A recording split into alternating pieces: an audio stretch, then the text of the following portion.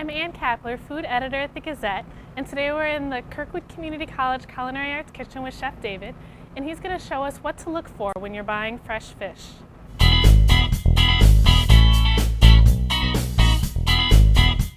Fish, as a lot of people are aware, are very lean, and the American Heart Association recommends that everybody should be eating at least 2 portions or 2 servings during the week of fresh fish.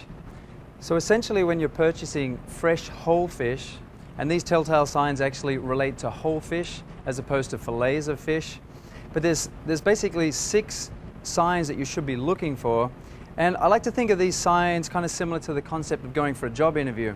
If you're arriving for a job interview, you want to be presenting in the best possible way you can, and essentially what you're doing when purchasing that fish is basically interviewing that fish to see if that fish meets all the standards that you've set. So first of all, we're looking for appearance. Is the fish nice and clean looking? Does it have any broken skin? Does it look like it's been mistreated? And we're looking to see, is the fish nice and smooth and glossy? Step number 2, just again like a job interview, smell. If you turn up to a job interview smelling strongly one way or the other, then chances are you're going to be noticed for all the wrong reasons. Exact same thing applies to the fish. What we're looking for is either no odor or no smell at all, or if anything, just a very light and slight sea smell. With the eyes of the fish, what we're particularly looking for is a nice clear full eye. There's definitely no bloodshot quality to this eye at all. It is not sunken back into the head of the fish, and it is definitely nice and full and clear without any milky residue in the eyes of the fish. One other telltale sign for buying fresh fish is we're looking for the gills, and we're looking to see the gills are the red organ that's inside behind here. We're looking to see that, number 1, is it there? Is it intact? And if so, is it nice, bright and red? This striped bass that I have here today is in fact good and fresh, and I can tell by looking at those gills there's a nice red crimson area in there. If these fish were old, several days old or even a few days old, that red gill would start to be a drab grey olive green sort of color, and definitely something that you'd want to avoid.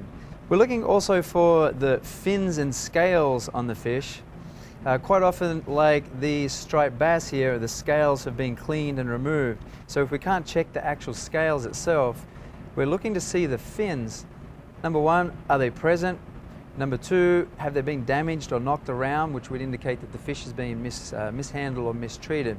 One of the last things that we would need to look at here in these particular fish, it is quite present and quite obvious that the texture, if you were to take a finger or a knife and just gently press on the fish, you can see how it springs back.